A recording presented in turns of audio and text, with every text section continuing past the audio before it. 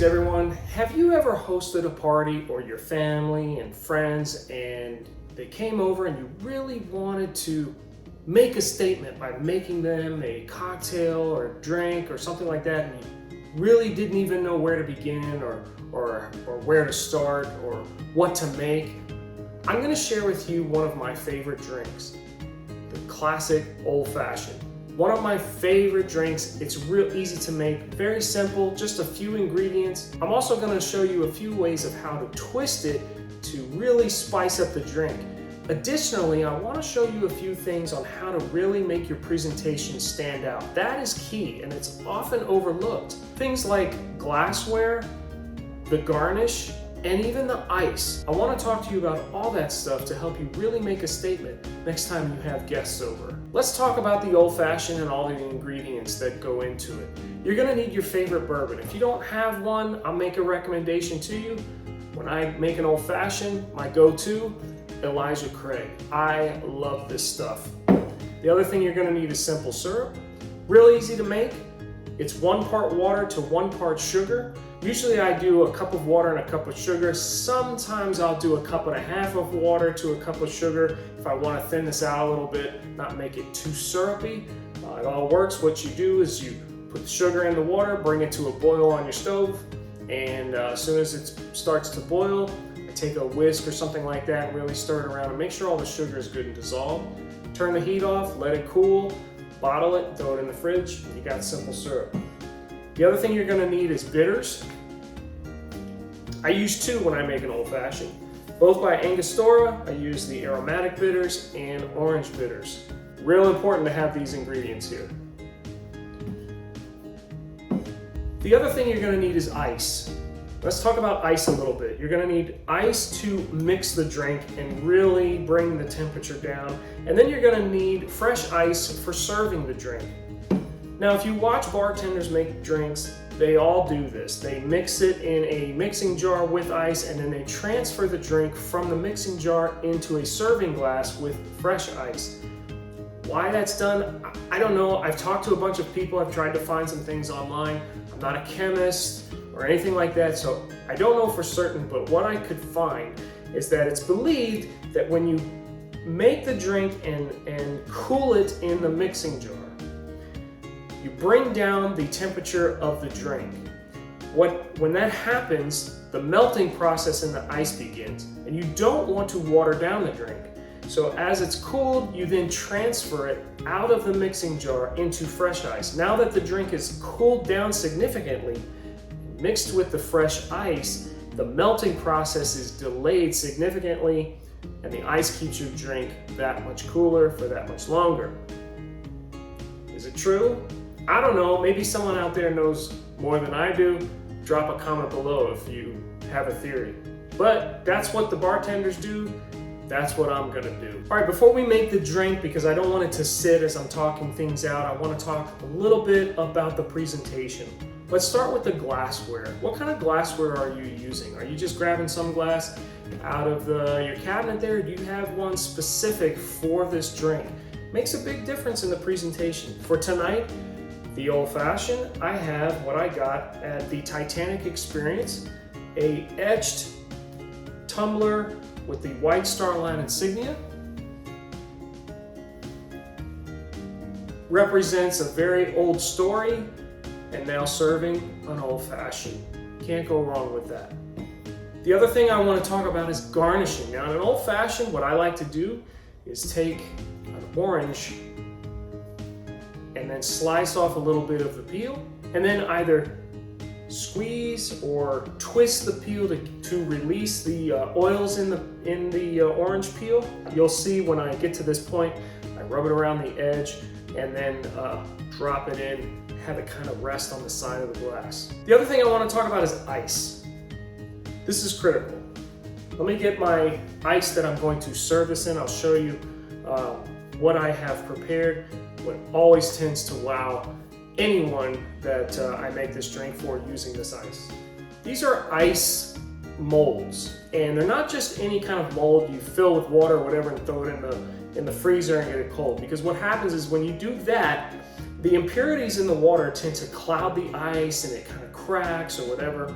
Again, I'm not a chemist or anything like that, but this system here utilizes an ice mold and a technique to get the impurities out of the water, away from the ice, so you have perfectly clear ice. That is incredible looking in a drink. You have a clear cube or sphere or whatever mold you decide to use, and all that drink around that, it's perfectly clear. It's awesome. What this does, this is basically a small little cooler. It's filled with water up to a certain point. The molds are dropped in, and then 24 hours, the bottom will be frozen with all the impurities of the water, cloudy, cracks, whatever.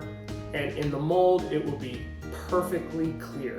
I'll show you how easy it is to make the ice using this system.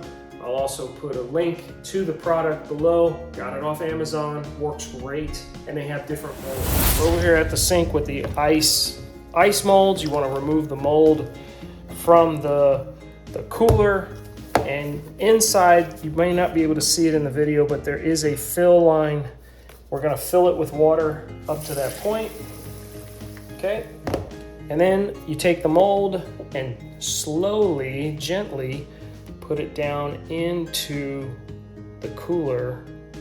You don't want to push it because water is just going to shoot out all over the place, because it's actually filling up in the mold, the water. Just push it down. You'll see it bubble up at the top. There it goes. I give it a good push, make sure it's secure, and then I tip it to get rid of that excess. And then this goes in the freezer 24 hours. And you've got perfectly clear ice in whatever mold you used.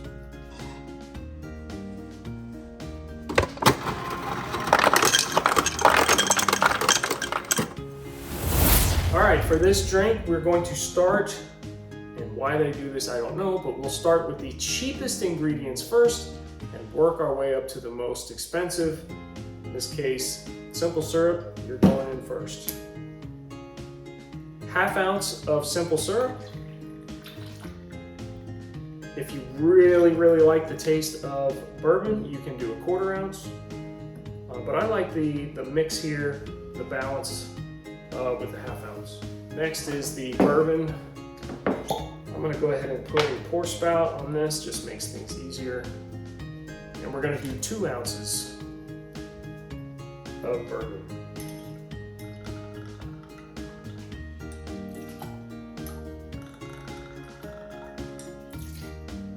And maybe a splash for good measure. Why not? Now, as far as the bitters go, this is where you can get creative. You can change this up a little bit. I like to do 1 of the aromatic, because these tend to be a little strong, and I really like that orange with this drink, so I'm going to do 3 of the orange bitters. And that's it. Take your bar spoon. This is essential as well, because it really stirs it around. It's not sloshing around. And this is a drink you stir. You don't shake this up. You don't want to bruise your bourbon. Give this about 25,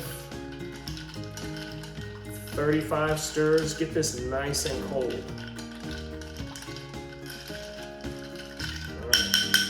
That's ready to go. Now, let's get that clear ice.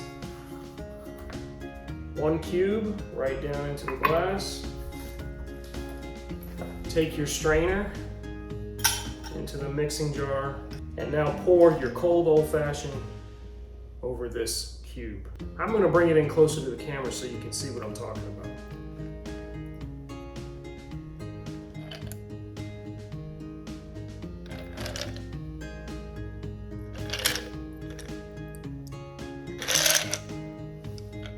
Now you can see right through that glass, but there is a big cube in there.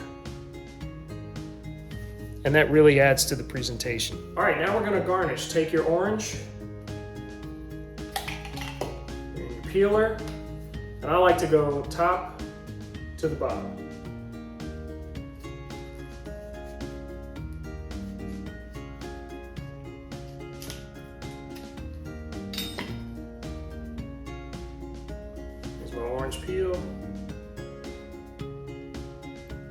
squeeze it over top, and I'll rub it on the rim of the glass, and then push it down.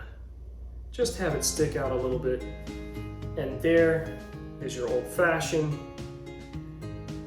with garnish, clear iced in a Titanic White Star Line glass. Cheers.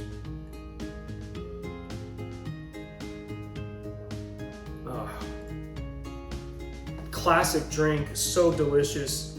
Can't go wrong with presenting something like that to guests who enjoy a cocktail, especially ones who love bourbon. Let's talk about how you can twist this up a little bit, add some spice to it. We talked about the bitters. You can do different combinations of bitters. Maybe orange isn't your thing, not really a fan of orange. You can leave off the orange bitters. Just use the aromatic, totally fine. Add a different kind of garnish. Use black cherries. Black cherries can be really good. The other thing I've done is change out the simple syrup and use maple syrup.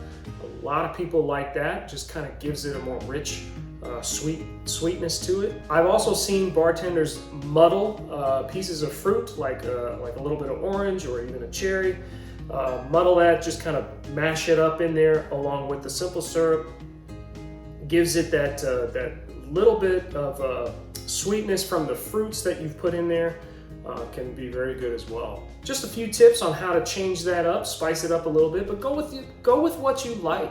Make it your own. Good luck if you use this. Let me know. Drop a comment below. Also, don't forget to drop me a thumb. Please be sure to subscribe and hit that notification bell. Really helps the channel, and I really do appreciate it. That's it for me today. Thanks for hanging out with me. I'm the Capable Gentleman, always showing you ways to go from dirty to dapper and to encourage you to never stop learning.